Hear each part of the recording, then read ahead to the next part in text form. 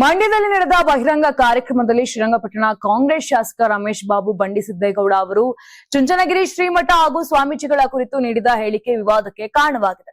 ಶ್ರೀರಂಗಪಟ್ಟಣದ ಬಿಜಿಎಸ್ಗೆ ಸೇರಿದ ಕಾವೇರಿ ಶಾಲೆಯಲ್ಲಿ ನಡೆದ ಕಾರ್ಯಕ್ರಮದಲ್ಲಿ ಮಾತನಾಡಿದಂತ ಅವರು ಸ್ವಾಮೀಜಿಗಳು ಹೆಜ್ಜೆ ತಪ್ಪುತ್ತಿದ್ದಾರೆ, ಮಠ ದಾರಿ ತಪ್ಪುತ್ತಾ ಇದೆ ಅಂತ ಹೇಳಿಕೆಯನ್ನ ನೀಡಿದ್ರು. ಜೊತೆಗೆ ಬಾಲಗಂಗಾಧರನಾಥ ಸ್ವಾಮೀಜಿ ಎಲ್ಲರನ್ನೂ ವಿಶ್ವಾಸಕ್ಕೆ ತೆಗೆದುಕೊಂಡು ಬಡವ ಶ್ರೀಮಂತ ಎನ್ನದೇ ಸಮಾನಾಗಿ ನೋಡ್ತಿದ್ರು. ಆದ್ರೆ ಇತ್ತೀಚಿನ ದಿನಗಳಲ್ಲಿ ಆ ಪರಂಪರೆ ಕಡಿಮೆಯಾಗುತ್ತಿದೆ ಎಂಬ ಅಭಿಪ್ರಾಯ ವ್ಯಕ್ತಪಡಿಸಿದ್ರು. ಇನ್ನು ಈ ಹೇಳಿಕೆಗೆ ವೇದಿಕೆಯಲ್ಲೇ ಕೇಂದ್ರ ಸಚಿವ ಎಚ್ ಡಿ ಕುಮಾರಸ್ವಾಮಿ ತೀವ್ರ ಆಕ್ರೋಶ ವ್ಯಕ್ತಪಡಿಸಿ ಶ್ರೀಮಠದ ಬಗ್ಗೆ ಮಾತನಾಡುವಷ್ಟು ದೊಡ್ಡವರಾಗಿ ಬಿಟ್ಟಿರಾ ಅಂತ ಪ್ರಶ್ನಿಸಿ ರಮೇಶ್ ಬಾಬು ಅವರಿಗೆ ಟಕ್ಕರ್ ಕೊಟ್ರು. ಶ್ರೀಮಠ ಮತ್ತು ಸ್ವಾಮೀಜಿಗಳ ಬಗ್ಗೆ ಈ ರೀತಿಯಾಗಿ ಮಾತನಾಡಬಾರದು ಅಂತ ಎಚ್ಚರಿಕೆ ಕೂಡ ಕೊಟ್ಟಿದ್ದಾರೆ. ಇನ್ನು ಬಿಜೆಪಿ ಮುಖಂಡ ಸಚ್ಚಿದಾನಂದ ಕೂಡ ಮಠದ ಬಗ್ಗೆ ಮಾತನಾಡಬೇಕಿದ್ರೆ ಎಚ್ಚರಿಕೆಯಿಂದ ಇರಬೇಕು ಅಂತ ಸಲಹೆ ನೀಡಿದ್ರು. ಈ ಹೇಳಿಕೆಯಿಂದ ಶಾಸಕ ರಮೇಶ್ ಬಾಬು ಒಕ್ಕಲಿಗ ಸಮುದಾಯದ ಆಕ್ರೋಶಕ್ಕೂ ಗುರಿಯಾದರು. ಆದರೆ ಇತ್ತೀಚಿನ ದಿನಗಳಲ್ಲಿ ನಮ್ಮ ಗುರುಗಳು ತಪ್ಪು ತಿಳಿಬಾರ್ದು. ಹೆಜ್ಜೆ ಎಲ್ಲೆಲ್ಲೋ ದಾರಿ ತಪ್ತಾ ಇದೆ, ಹೆಜ್ಜೆ ದಾರಿ ತಪ್ಪಬಾರ್ದು. ನಮ್ಮ ಬಾಲಗಂಗಾಧರನಾಥ ಸ್ವಾಮಿಗಳು ಒಂದು ಹೆಜ್ಜೆಯನ್ನು ಹಾಕ್ಕೊಟ್ಟಿದ್ದಾರೆ. ಎಲ್ಲರನ್ನ ವಿಶ್ವಾಸಕ್ಕೆ ಪಡೆದು ಎಲ್ಲರೆಲ್ಲ ಭಾವೈಕ್ಯತೆಯಿಂದ ಕೊಂಡು ಬಡವನಿಗೂ ಮತ್ತು ಯಾವುದೇ ವ್ಯತ್ಯಾಸ, ಶ್ರೀಮಂತರ ಮಧ್ಯೆ ವ್ಯತ್ಯಾಸ ಇಲ್ಲದ ರೀತಿ ಅವ್ರು ಹೆಜ್ಜೆನ ಹಾಕಿದ್ದಾರೆ. ಆ ಹೆಜ್ಜೆ ಅಳಿಸೋಗಬಾರ್ದು.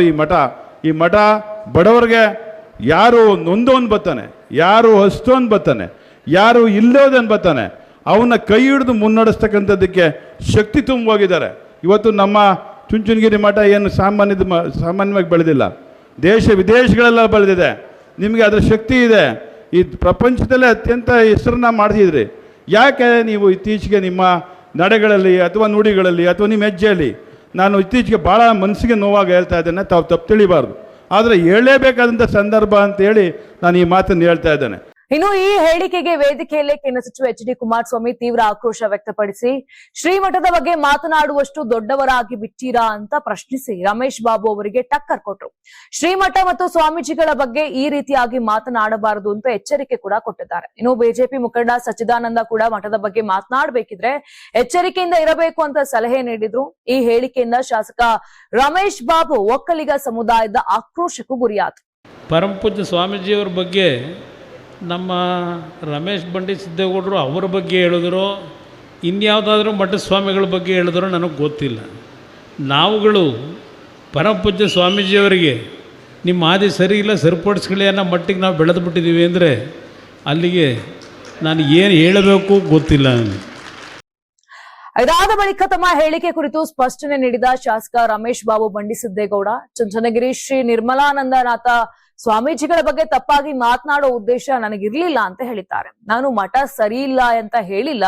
ಚುಂಚನಗಿರಿ ಸ್ವಾಮೀಜಿ ಎಲ್ಲರನ್ನು ವಿಶ್ವಾಸದಲ್ಲಿ ತೆಗೆದುಕೊಂಡು ಹೋಗುತ್ತಿದ್ದಾರೆ. ಮಾತನಾಡುವ ಸಂದರ್ಭದಲ್ಲಿ ಪದ ವ್ಯತ್ಯಾಸ ಆಗಿರಬಹುದು. ನನ್ನ ಮಾತಿನಿಂದ ಯಾರಿಗಾದ್ರೂ ನೋವಾಗಿದ್ರೆ ವಿಷಾದವನ್ನ ವ್ಯಕ್ತಪಡಿಸ್ತೀನಿ ಅಂತ ಹೇಳಿದ್ದಾರೆ. ಮಠದ ಬಗ್ಗೆ ನನಗೆ ಅಪಾರ ಗೌರವವಿದ್ದು ಶ್ರೀಮಠದ ಸೇವೆಯನ್ನ ನಾವು ಸದಾ ಬೆಂಬಲಿಸುತ್ತೇವೆ ಅಂತ ತಿಳಿಸಿದಂತ ಅವರು, ನನ್ನ ಮಾತಿನಿಂದ ಸ್ವಾಮೀಜಿಗಳ ಮನಸ್ಸಿಗೆ ನೋವಾಗಿದ್ರೆ ನಾನು ಕ್ಷಮೆ ಯಾಚಿಸುತ್ತೇನೆ. ನಾನು ಯಾರನ್ನು ಉದ್ದೇಶ ಪೂರ್ವಕವಾಗಿ ಟೀಕಿಸಿಲ್ಲ. ಮಾತಿನ ಬರದಲ್ಲಿ ಆ ರೀತಿ ಆಗಿದೆ ಅಷ್ಟೇ ಅಂತ ಹೇಳಿದ್ದಾರೆ.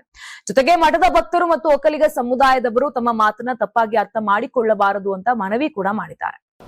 ನನ್ನ ಮಾತುಗಳಿಂದ ನಮ್ಮ ಗುರುಗಳಾದಂಥ, ನಮ್ಮ ಮಠದ ಗುರುಗಳಾದಂಥ ಡಾಕ್ಟರ್ ಶ್ರೀ ನಿರ್ಮಲಾನಂದ ಸ್ವಾಮೀಜಿಯವರಲ್ಲಿ ನಾನು ವಿಷಾದ ವ್ಯಕ್ತಪಡಿಸ್ತೀನಿ. ಅವ್ರಿಗೆ ಅಷ್ಟೊಂದು ಬೇಜಾರು ಮಾಡ್ಕೊಳ್ಬೇಡ.